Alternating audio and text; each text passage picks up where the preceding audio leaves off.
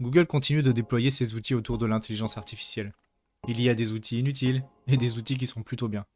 Ils viennent de déployer Firebase Studio. Alors qu'est-ce que ça donne avec tout l'écosystème de Google? On va voir ça ensemble. Donc là, on est sur la page d'accueil, firebase-google.com. Je vais vous mettre le lien dans la description.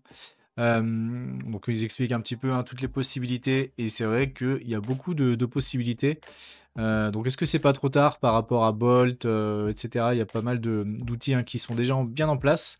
On va tester ça ensemble. Hop, c'est parti. Donc on va lui demander tout simplement Pomodoro Timer. On va garder un peu les exemples qu'on avait fait sur les autres vidéos. Hop, on va juste mettre ça.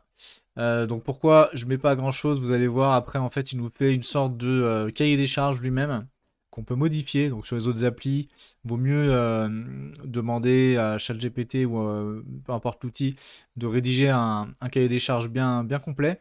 Là, il nous propose directement lui-même toutes les fonctionnalités. On voit même les couleurs proposées, le nom de l'application et ici vous pouvez modifier éventuellement. Donc là, on a par exemple, on va mettre le nom de l'application ici. On va mettre ça. Donc là, on voit la possibilité de modifier le temps. On a le cooldown. Nanana. On a des notifications avec le son. Et puis bah, ici, on a les couleurs. Ok, donc c'est parti. Et puis, on va voir qu'il va démarrer directement. Et on va voir après hein, la possibilité de switcher sur le code. Et ça, c'est plutôt bien, c'est plutôt intéressant. On l'a pas sur d'autres outils. Donc on va regarder ça ensemble. Là, on voit, on a les sons MP3 work break. Donc on va voir un petit peu qu'est-ce que c'est. J'ai hâte de voir ça. Et puis, ok, donc là, il nous dit la première itération, elle est prête. C'est celle-là. Donc là, on a start. Donc voilà, plutôt bien, plutôt classique, on va dire. On a la configuration. Ok, on a une petite barre de progression. Et donc ici, ouais, vous pouvez cliquer hein, sur les fichiers pour arriver directement sur les fichiers. Donc ça, c'est plutôt bien pour les devs, je pense. N'hésitez pas à donner votre avis hein, en commentaire. Euh, si ici, le petit bouton Switch to Code, il est intéressant. Moi, je pense qu'il l'est parce que ça permet de débrancher et on va voir l'arborescence directement avec voilà, donc l'ensemble des fichiers. Si on veut modifier le CSS, ici par exemple, la police. Donc ça c'est pour ceux qui connaissent un petit peu. Ben voilà, on a toutes les possibilités ici d'ajouter des fonctions particulières. Hop, on peut retourner ici. On va lui demander d'ajouter une fonctionnalité. On va lui mettre add button for switch dark theme. Ok, donc là c'est parti. Il remodifie ce fichier-là. Donc on voit directement hein, les fichiers qui modifient.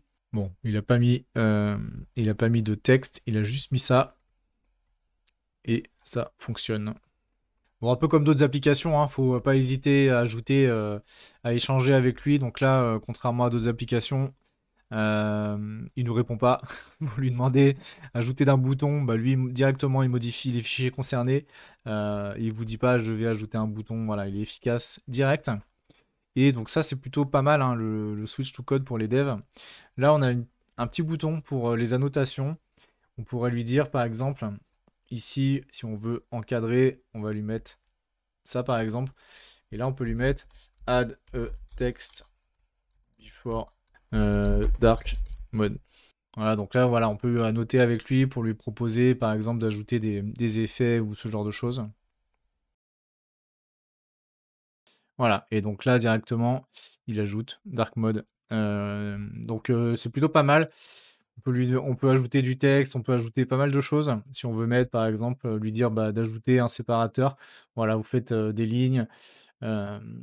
Et puis ici, vous ajoutez vos instructions. Donc j'avais demandé, par exemple, d'ajouter une ligne, d'ajouter un effet d'ombrage. J'avais fait quelques tests. Des fois, ça prend, des fois, ça prend pas. Mais au moins, ça peut simplifier. Donc ça, c'est bien. On retrouve pas ça dans d'autres outils. Et surtout, l'avantage, c'est que on n'a pas de limite. Là, ça fait un petit moment que je le teste déjà aujourd'hui. Je suis pas limité à 5 ou 10 prompts comme on a sur d'autres outils.